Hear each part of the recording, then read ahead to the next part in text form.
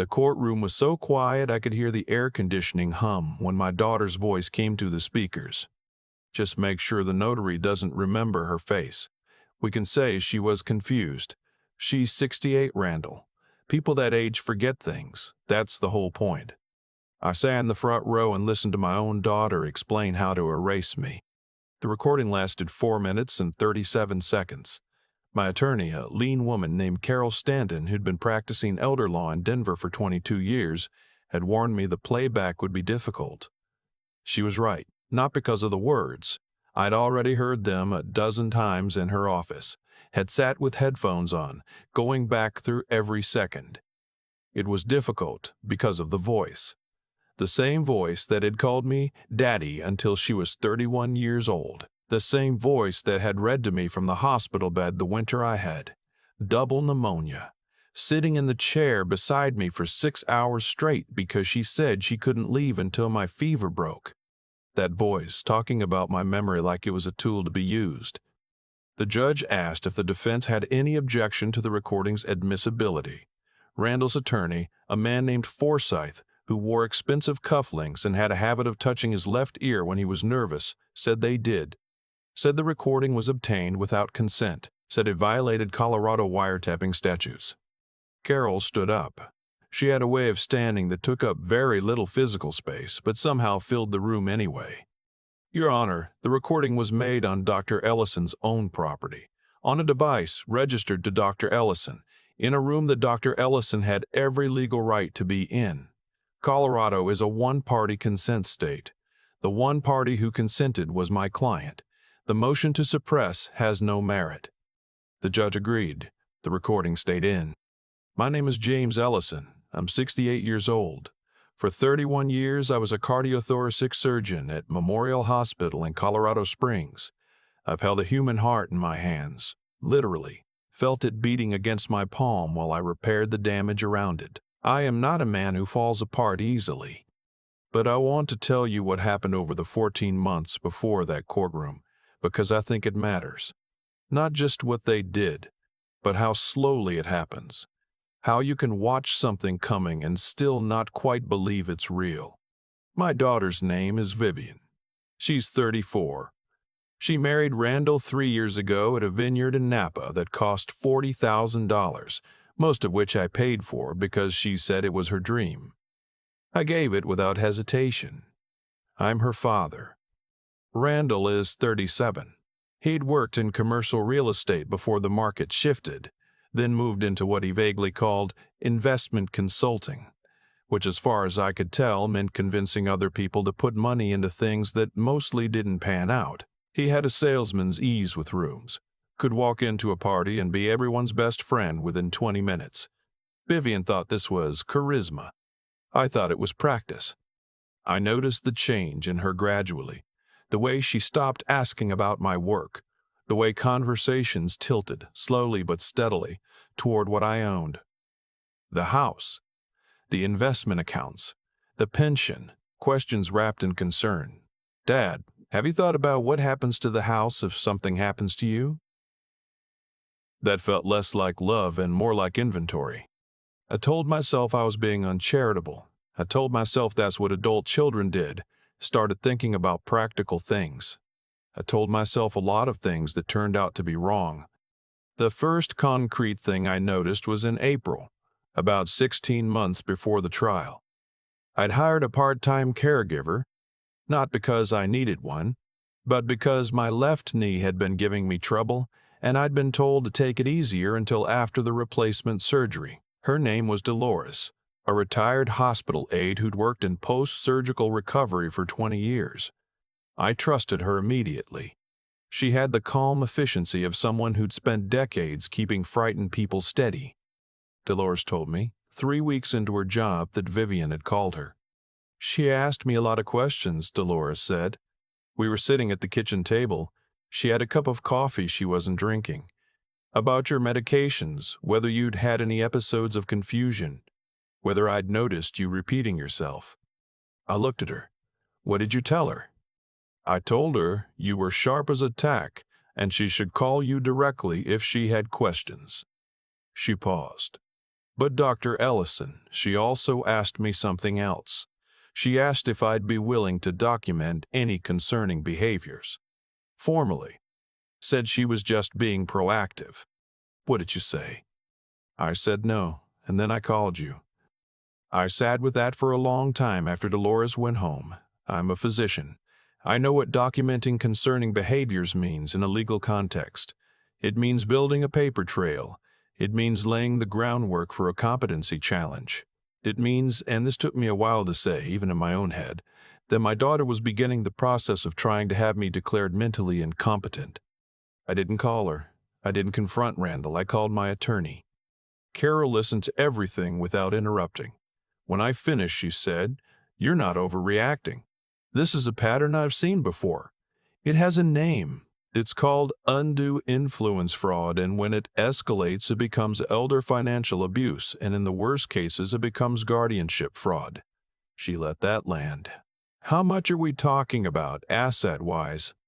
The house in Colorado Springs, my house, the one I bought in 1997 and paid off in 2011, was worth about $900,000. The investment accounts were around $1 million, too. The pension was substantial. The total picture, if someone were sitting across a table trying to figure out what I was worth and how to get it, was not a small number. "Okay," Carol said, "here's what we're going to do."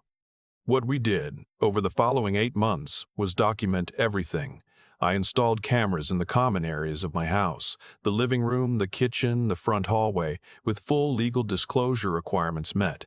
I had my financial institution flag any unusual inquiries on my accounts. I had my actual estate attorney, a different firm from Carol's, update my will with explicit documentation of my mental state at the time of signing. 2 independent physicians attested to my competency. A notary with no connection to my family witnessed the signing, and the entire process was video recorded. And I waited. They moved faster than I expected, which in hindsight made sense. Randall's consulting business had collapsed entirely by September. The credit inquiries I'd flagged showed 3 attempts to pull my financial records using my Social Security number, all traced back to an IP address registered to Randall's home office. Vivian had contacted a private elder care attorney in Denver, not using her real name, asking hypothetical questions about initiating guardianship proceedings against a resistant parent. They were running out of money, and they decided I was the solution. The moment that changed everything from suspicion to evidence happened on a Thursday evening in October. Vivian and Randall had come for dinner. They still came for dinner, which was part of what made it so strange. Sitting across the table from people who were planning to take everything from you while you passed the breadbasket. After dinner, Vivian asked if she could use the guest room to make some calls. I said of course. What she didn't know was that the guest room had a camera. What they didn't know was that sound travels differently in old houses, and the vent in the guest room connects directly to the duct that runs past the den where I was sitting with a book I wasn't reading. I heard Randall's voice first on speaker. "Did you bring it?" "The form is right here. He just needs to sign. If he signs the limited power of attorney today, we can move on the accounts by next week." "And if he won't sign?" A pause. Then Vivian's voice, low and careful. "Then we go the other route." I talked to the doctor again. He says with the right documentation, the right witnesses, we can file within 60 days. Once the court appoints a guardian. It has to be you. It'll be me.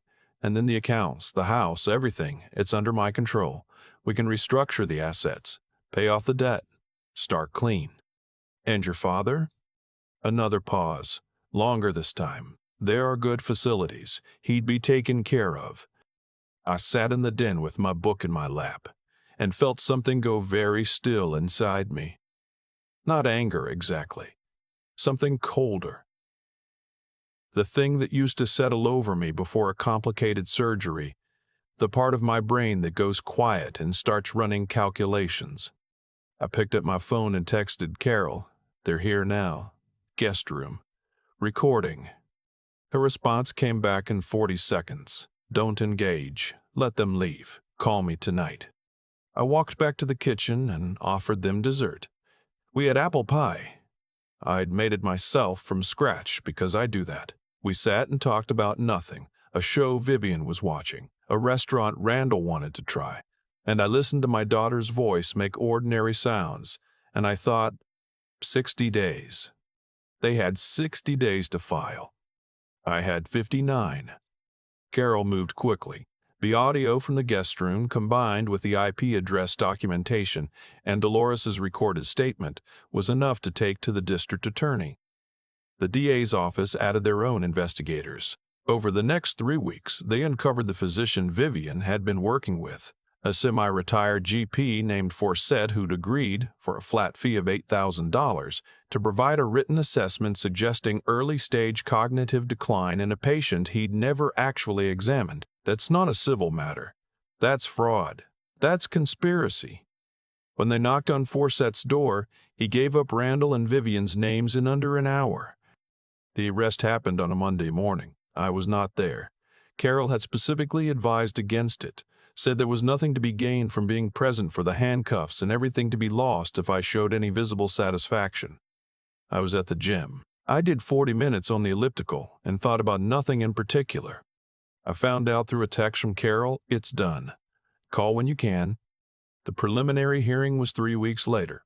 Forsyth, Randall's attorney with the expensive cufflinks, argued that his client had been acting out of genuine concern for my welfare, that the power of attorney form was presented in good faith, that the consultation with Forsett was simply a family trying to navigate the complicated emotions of watching a parent age.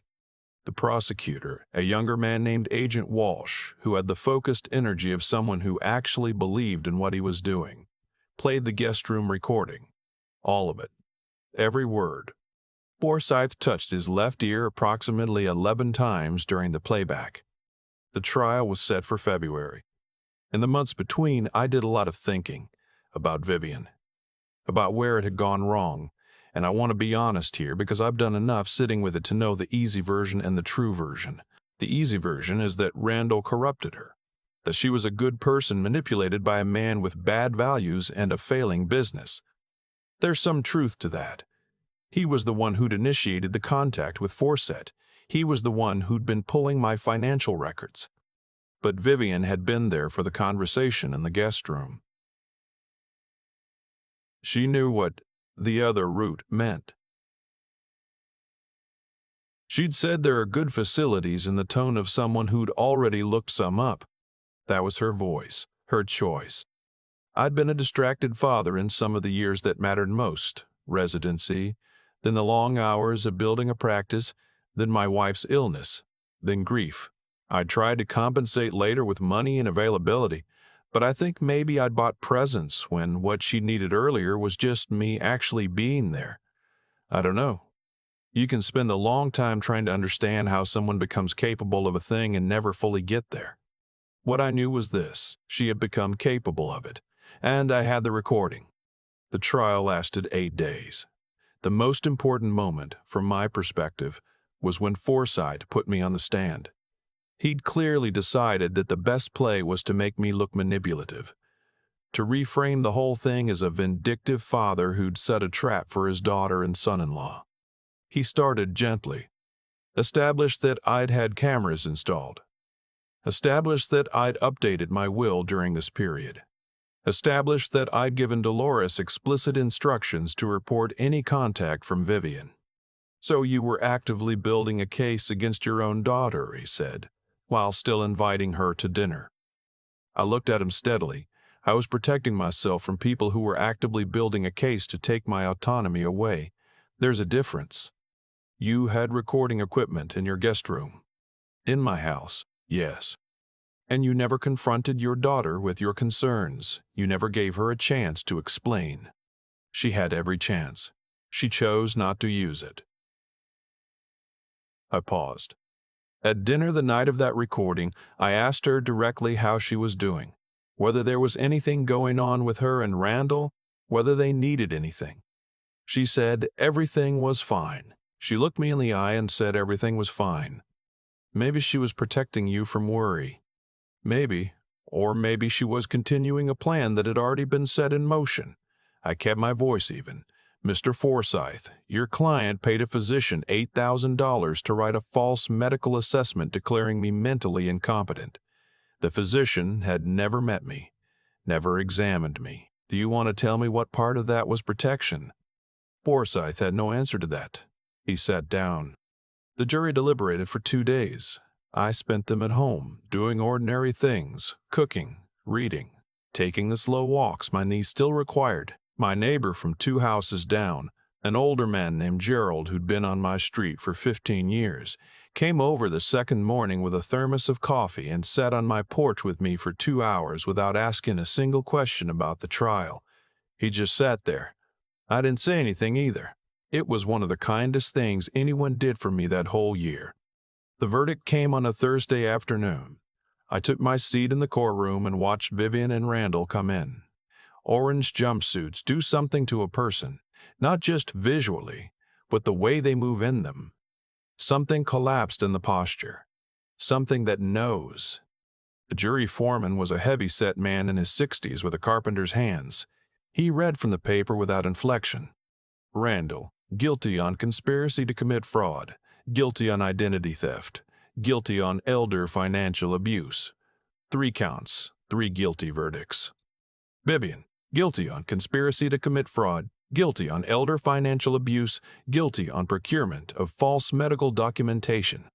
The courtroom made noise. The judge called for order. I sat quietly and watched my daughter. She didn't look at me.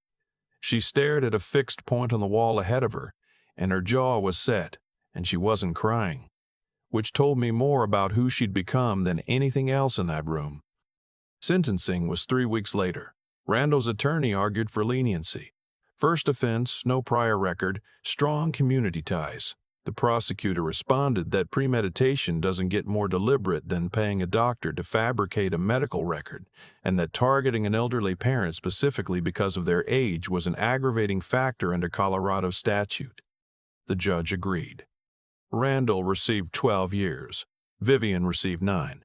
Forsett, who'd taken a plea deal in exchange for testimony, received 5 years suspended, lost his medical license permanently, and was required to pay $140,000 in restitution. The sentence differential between Randall and Vivian bothered some people. I know because Carol mentioned it, because apparently that's the kind of thing that generates comment. I'll say what I think. She was the one who made the call. She was the one who said the other route. 9 years is not nothing. 9 years is a third of the life she's already lived. After the sentencing, as the room cleared, I walked toward where Vivian stood with a corrections officer, waiting to take her out. Her attorney tried to step between us, and I waved her off.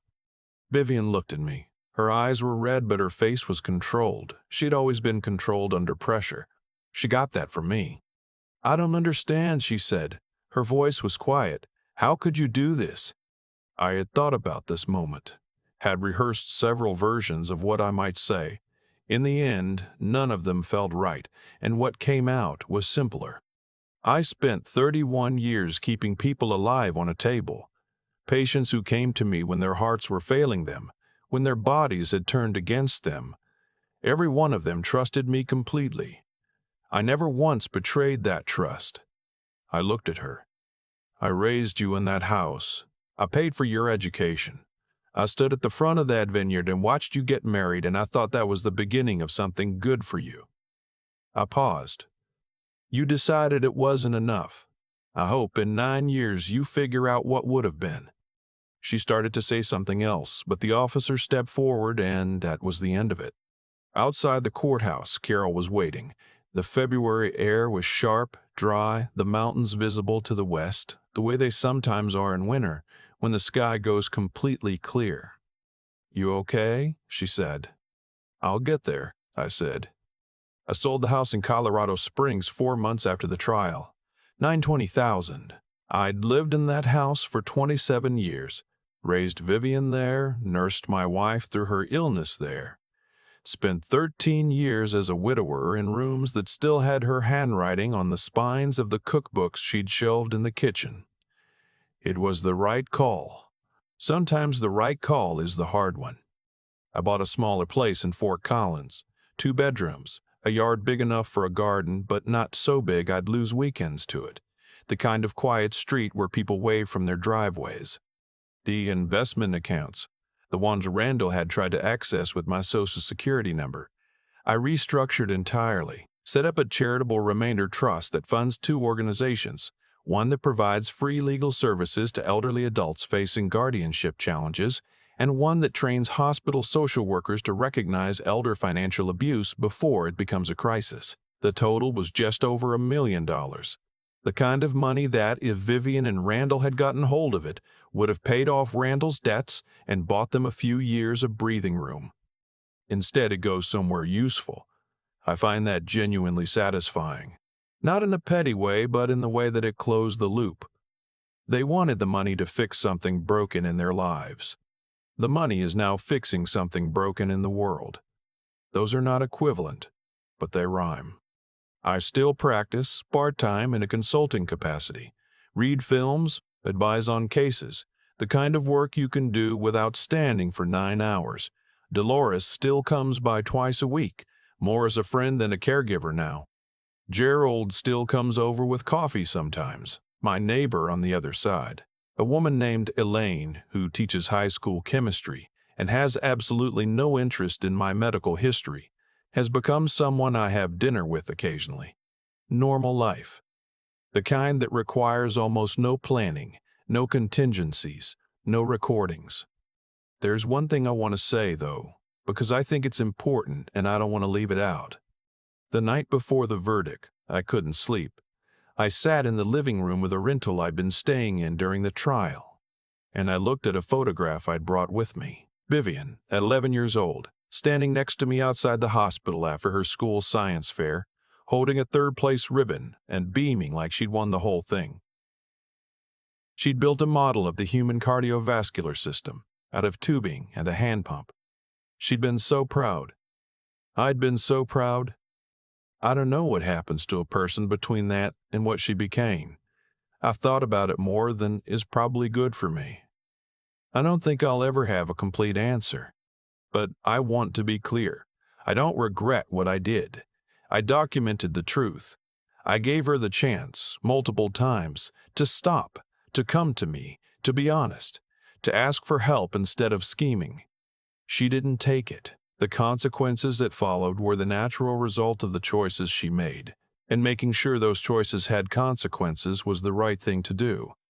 I just also know that somewhere inside the woman in the orange jumpsuit is an 11-year-old girl who was very proud of a cardiovascular model, and that knowledge sits in my chest in a way that doesn't go away. I don't think it's supposed to. Some wounds are the price of having loved someone. You carry them anyway. You get up in the morning, you tend your garden, you eat dinner with a neighbor who teaches chemistry, and you carry them. That's what 68 looks like some days. But I'm still here, and the heart, it turns out, is more resilient than people give it credit for. I should know. I've seen what it takes to break one, and what it takes to keep one going. I spent 31 years learning the difference. It keeps going. There's a photograph I keep in the top drawer of my desk in Fort Collins. Vivian at 11, holding a third-place ribbon outside the school gymnasium, grinning like she just won the Nobel Prize. I look at it sometimes, not to punish myself, but because I think it's important not to flatten people into only what they did at their worst. She was that girl. She also became someone who paid a doctor to lie about my mind. Both things are true, and I've stopped trying to make them fit neatly together. What I've come to understand is that what happened wasn't really about money, or not only about money. It was about character. And character doesn't appear out of nowhere. It builds, or it erodes, through every small decision a person makes over years. Randall's business failed because he'd built it on the habit of overpromising. Vivian agreed to the plan because somewhere along the way she'd practiced telling herself that the ends justified the means, once, then twice, then enough times that it stopped feeling like a compromise. By the time they sat in my guest room talking about facilities and account restructuring, they weren't making one terrible decision. They were arriving at the destination of 100 smaller ones. I think about that when people ask me if I feel guilty for documenting everything, for letting them walk forward into consequences instead of stopping them earlier. The honest answer is no. And the reason is this. I gave her the chance to be honest with me. At dinner that same night, I asked her directly if everything was okay. She looked me in the eye and said yes. That was her choice. She had the option to be a person who tells the truth when it matters most, and she chose not to take it. What I did afterward, the recordings, the attorneys, the careful, quiet preparation, that wasn't a trap. That was me refusing to be erased.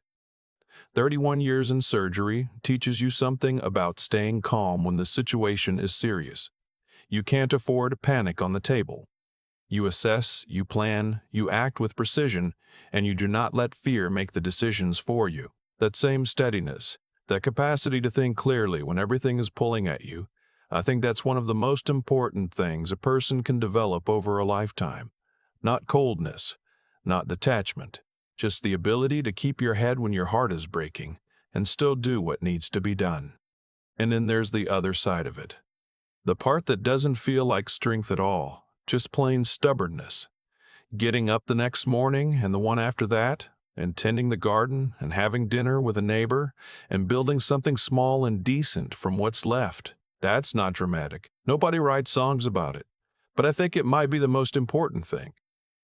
Showing up for your own life even when it's been diminished, even when someone you loved tried to take it from you.